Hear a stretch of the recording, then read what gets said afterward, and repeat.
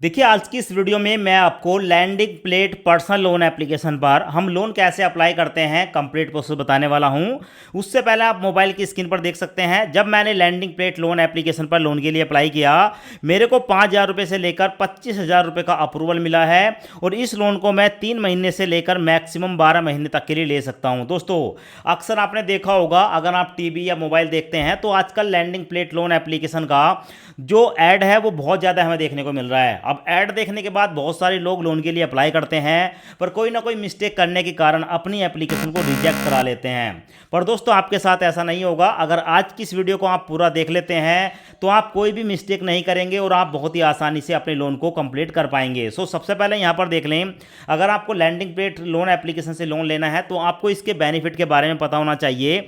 जैसा क्या यहाँ पर आपको मैक्सिमम 2 लाख रुपए तक का लोन मिलता है। साथ में यहाँ पर आपको जो लोन मिलेगा वो 3 महीने से लेकर मैक्सिमम 15 महीने के लिए मिलेगा। और इस लोन का जो रेट ऑफ इंटरेस्ट है वो 12% साल से शुरू होता है। साथ में अगर आप यहाँ पर लोन के लिए अप्लाई करते हैं, लोन आपको मिलता है तो इंस्टेंट जो पैसा है वो आपके बैंक अकाउंट में ट्रांसफर हो जाता है। अब यहाँ से लोन अप्लाई करने का मैं आपको लाइव प्रूफ प्रोसेस दिखा लेता हूँ। पहले एक बार आप कंप्लीट प्रोसेस देख लें ताकि लोन अप्लाई करते समय आपको किसी प्रकार की कोई प्रॉब्लम ना हो पाए। और लैंडिंग प्लेट लोन एप्लीकेशन का डायरेक्ट लिंक मैंने आपको इसी वीडियो के डिस्क्रिप्शन में दिया है। अब यहाँ पर दोस्तों सबसे पहले आप इंस्टॉल करेंगे। इंस्टॉल करने के बाद ओपन पर क्लिक करेंगे। ओपन पर क्लिक करने के बाद दोस्तों आपके सामने कुछ इस तरह का इंटरफेस आता है। यहाँ पर आप देख सकते हैं लैंडिंग प्लेट आपके सामने आ चुका है। Get instant personal loan up to 2 lakh, यानी कि यहाँ पर आपको 2 लाख रुपए तक का लोन मिलेगा। और उसके बाद आपके सामने आता है कि भाई इस एप्लीकेशन को अब आपको कुछ परमिशन देनी होगी, जैसे क्या लोकेशन की परमिशन, कैमरे की परमिशन, फोटो मीडिया फाइल की परमिशन देनी होगी। तो दोस्तों यहाँ पर लेट्स गो पर क्लिक करेंगे और यहाँ पर जितनी भी परमिशन है उसको अलाउ कर देंगे। अब उसके बाद आपके सामने आता है वेलकम टू लैंडिंग प्लेट और यहाँ पर देखने को मिलेगा मोबाइल नंबर। यहाँ पर आप अपना मोबाइल नंबर डालेंगे और मोबाइल नंबर डालने के बाद दोस्तों नीचे आपको एक ऑप्शन देखने को मिलेगा और ऑप्शन में है लॉगिन। लॉगिन पर क्लिक करेंगे। अब उसके बाद दोस्तों आपके मोबाइल नंबर पर 4 अंकों का एक ओटीपी आएगा। ओटीपी यहाँ पर आप डालेंगे दोस्तों। उसके बाद आपके सामने ये वाला इंटरफेस आएगा। अब यहाँ पर आप अपना करंट पिन कोड बताएंगे, जो भी आपका पिन कोड है पिन कोड बताएं। उसके बाद सिटी बताएं, स्टेट बताएं।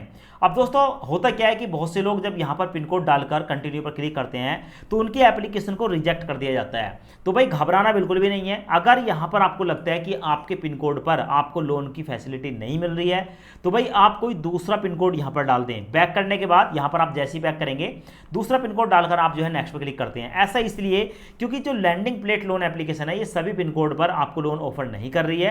तो अगर आपको लगता है कि आपके पिन कोड पर लोन अवेलेबल नहीं है तो आप कोई और पिन कोड डालकर यहां पर अपनी एप्लीकेशन को कंप्लीट करेंगे। ठीक है, तो ऐसा है कि करंट एड्रेस में आपका वो आ जाएगा और बाकी का जो है आपको रेजिडेंटल एड्रेस आ जाएगा, जो भी आपका आधार कार्ड पैन कार्ड का एड्रेस है। तो करंट एड्रेस में आप कोई भी पिन कोड डाल सकते हैं। उसके बाद दोस्तों यहाँ पर हम डिटेल डालने के बाद कंटिन्यू पर क्लिक करेंगे। अब दोस्तों उसके बाद हमारे सामने आती है पर्सनल डिटेल और यहाँ पर हमें अपने पैन कार्ड का नंबर डालना है। तो अपने पैन कार्ड का नंबर डालेंगे। पैन कार्ड पर आपका फर्स्ट नेम और लास्ट नेम जो है वो डाल देंगे। अपनी डेट ऑफ बर्थ डालेंगे। उसके बाद दोस्तों आप बाकी की डिटेल डालने के बाद अपना जेंडर सेलेक्ट करेंगे और यहाँ पर आप सैलरीड हैं या बिजनेसमैन है, किसी एक ऑप्शन को सिलेक्ट करेंगे। उसके बाद हमसे पूछा जाता है कि select your business type, proprietorship, partnership या कंपनी। हमारा जो बिजनेस है वो कैसा है यहाँ पर हम सिलेक्ट करेंगे। और सिलेक्ट करने के बाद हमारे सामने आता है ईमेल एड्रेस। अपनी कोई भी एक पर्सनल ईमेल आईडी डालेंगे और उसके बाद दोस्तों कंटिन्यू पर क्लिक करेंगे। कंटिन्यू पर क्लिक करने के बाद हमारे सामने आता है कैप्चर सेल्फी। यहाँ पर अपनी एक सेल्फी कैप्चर करेंगे। तो भाई यहाँ पर अपनी कोई भी एक फोटो कैप्चर करने के बाद ठीक है जो है अपलोड पर क्लिक करेंगे और अपलोड पर क्लिक करने के बाद आपके सामने ये वाला इंटरफेस आता है। अब यहाँ पर क्योंकि हमने सैलरी नहीं सिलेक्ट करा था, हमने सेलेक्ट करा था बिजनेस डिटेल।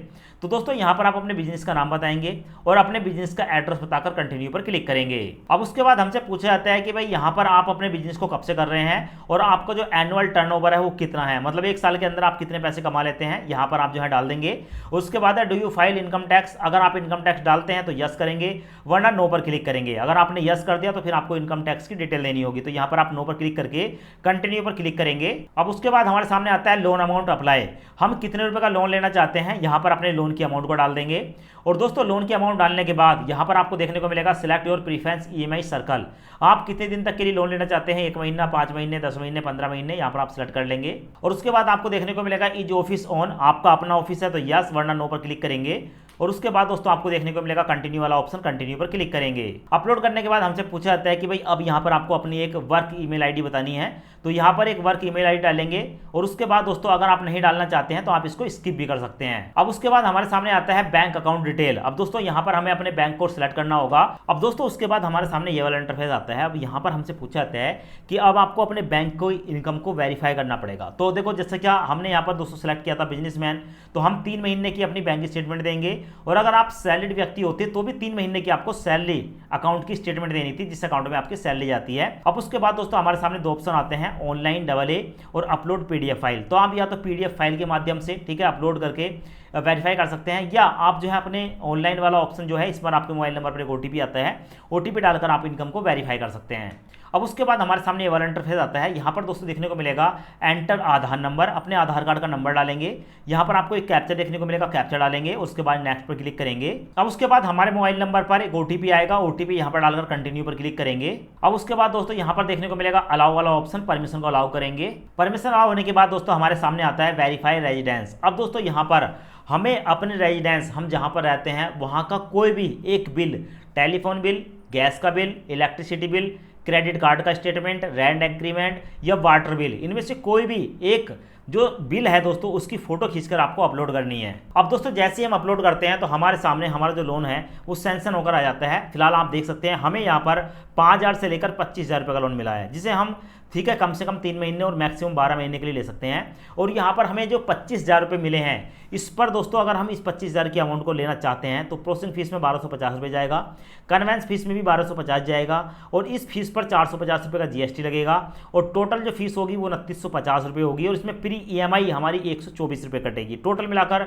अगर हम 25,000 रुपये का लोन लेते हैं तो हमारे बैंक में जाएगा 21,926 रुपये। नीचे जो है आपकी ठीक है रीपेमेंट शेड्यूल जो है वो देखने को मिल जाता है। अब दोस्तों जितने रुपए का भी आपको लोन लेना है उतनी अमाउंट को आप सेलेक्ट कर लेंगे और उसके बाद कंटिन्यू पर क्लिक करेंगे।